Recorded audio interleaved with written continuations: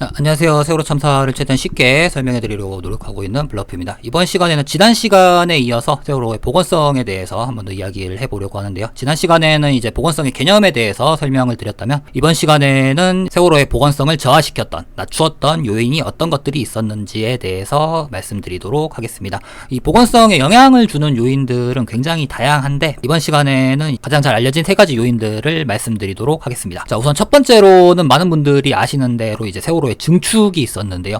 이 증축은 여객 정원을 늘리기 위해서 한 200명 정도 늘리기 위해서 위쪽에다가 부가적인 구조물을 설치를 했고요. 이 구조물을 설치를 했기 때문에 위쪽에 무게가 늘어나서 무게중심이 위쪽으로 올라가게 된 거죠. 그에 따라서 자연스럽게 복원성은 좀 저하가 되었습니다. 이와 연관된 기관이 이제 한국성급 KR이라는 곳인데요. 먼저 사과 말씀을 좀 드리고 넘어가자면, 제가 지난 영상들에서 그래도 한국성급이 세계적으로 공인된 기관이기 때문에 엉터리 검사 성적을 내지는 않았을 것이다 라고 믿고 있었고, 그렇게 알고 있었는데, 세월호 특별조사위원회 보고서를 보니까 성급의 계산에도 좀 문제가 있었더라고요. 부호 실수가 있었고, 또 경사시험이라고 해서 이제 복원성을 마지막으로 테스트하는 시험이 있는데, 이 시험 방법도 좀 잘못되었습니다. 그래서 우리가 알고 있는 것보다 세월호의 복원성이 더 낮았다고 해요. 이 점에 대해서는 좀 사과 말씀을 드리고요. 한마디로 하면은 좀 구멍이 안 난 곳이 없었다. 자, 이제 두 번째로는 이제 과적의 문제가 있는데요. 이 과적이 저도 그렇고 처음에 좀 상당히 좀 이해하기가 힘들었었던 부분이기는 합니다. 과적이라고 하면 정해진 중량보다 더 실은 것을 이야기를 하는데요. 자, 여기에 대해서 설명을 드리려면 먼저 두 가지 개념을 먼저 설명을 드려야 될 것 같아요. 첫 번째가 이제 발라스트고, 두 번째가 만재 흡수선인데,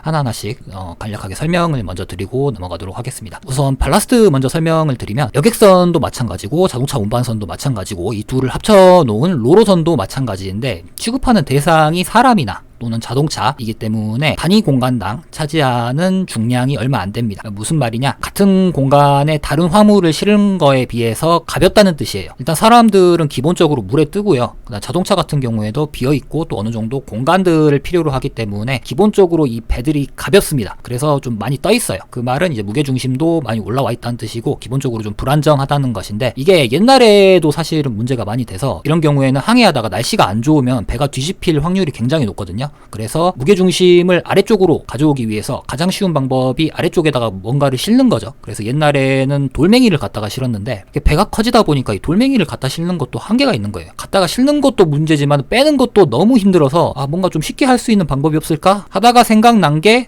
그럴 바에는 차라리 바닷물을 넣어버리자. 이 물 같은 경우에는, 특히 바닷물 같은 경우에는 단위 공간당 차지하는 무게가 사람이나 자동차에 비해서는 훨씬 무겁기 때문에 이 무게중심을 아래로 내려다 주는데 굉장히 효과적이에요. 그래서 대부분의 여객선이나 자동차 운반선, 그리고 이걸 합쳐놓은 로로선에서는 선체 하부에 항상 발라스트라고 하는 바닷물을 채워놓고 있습니다. 왜? 무게중심을 어느 정도 밑으로 가져와야 배의 안정성이 생기니까. 그래서 이 안정성을 위해서 채워놓는 게 발라스트고요. 이것 말고도 다른 역할도 있긴 있지만, 아무튼 발라스트가 이런 역할을 한다 라고 알아두시면 될 것 같습니다. 이게 발라스트에 대한 설명이고요. 두 번째는 이제 만재 흡수선에 대한 설명인데요. 만재라고 하는 것은 가득 채웠다 라는 뜻이고, 흡수선이라고 하는 것은 배가 얼마나 가라앉았는지를 보여주는 선이라고 생각을 하시면 돼요. 자, 배의 측면을 보게 되시면 보통 색깔이 두 개 정도로 나눠져 있거든요. 이게 미관상 그렇게 해놓은 게 아니고, 이게 바로 만재 흡수선입니다. 이 이상 가라앉으면 안 된다 라는 것을 보여주는 선이에요. 왜냐하면 배는 무게를 재는 저울이 없어요. 저울이 있을 수가 없죠. 그 무거운 걸 어떻게 재겠어요. 그래서 이걸 보고 판단을 하는데, 자, 이 두 가지 개념을 왜 먼저 설명을 드렸냐, 이게 도대체 과적이랑 무슨 상관이 있느냐, 지금부터 말씀을 드리도록 하겠습니다. 이 과적이라고 하는 게, 특히 배에서 과적이라고 하는 게 이 만재 흡수선이라고 하는 것 때문에 옆에서 보면 바로 알 수가 있어요. 그래서 이 눈속임을 하기 위해서 해서는 안 될 짓을 해버리고 마는데, 이게 바로 발라스트를 건드려 버리는 겁니다. 이게 물이니까 그냥 펌프를 이용해서 퍼버리고요. 밑에 있는 바닷물을 퍼버리고 그만큼 화물을 더 실는 거예요.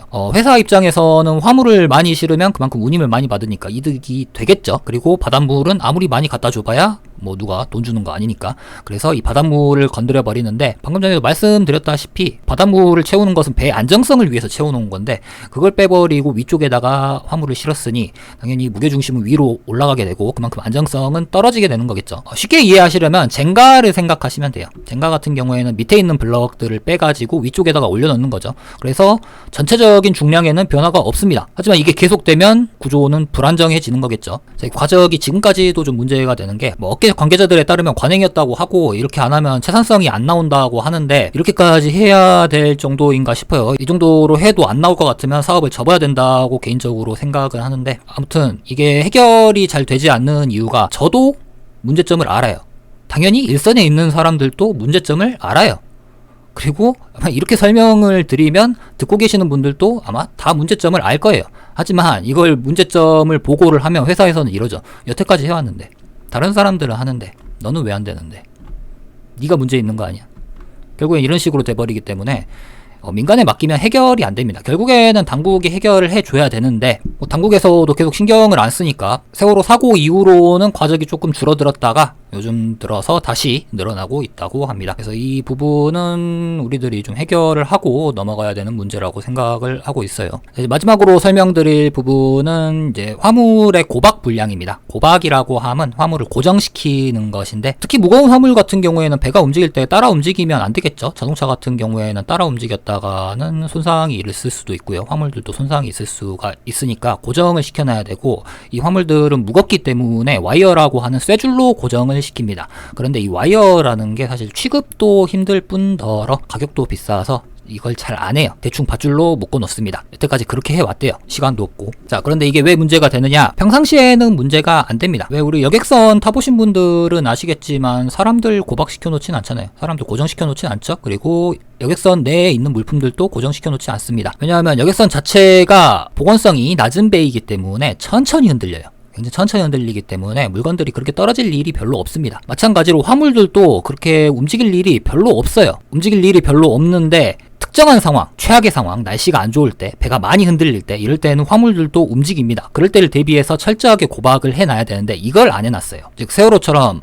한번 크게 흔들릴 때 화물들이 한쪽으로 쏠려버리면 복원성 또는 복원력, 돌아오려고 하는 성질이나 힘에 방해가 되는 요소로서 작용을 해버리는 겁니다. 그러니까 화물 고박이 불량한 것 그 자체로는 복원성에 영향을 주는 게 아니지만 특정한 상황이 되었을 때 복원성을 저하시키는 요인이 될 수 있다. 이렇게 알아두시면 될 것 같아요. 이번 시간에는 세월호의 복원성을 저하시켰던 요인들이 어떤 것들이 있었는가에 대해서 알아보았고요. 다음 시간에는 이 세월호가 복원성을 상실할 만한 특정한 요인이 어떤 것이었는가에 대해서 설명을 드리도록 하겠습니다. 구독과 좋아요는 영상 제작에 많은 힘이 되고요. 긴 영상 시청해주셔서 감사합니다.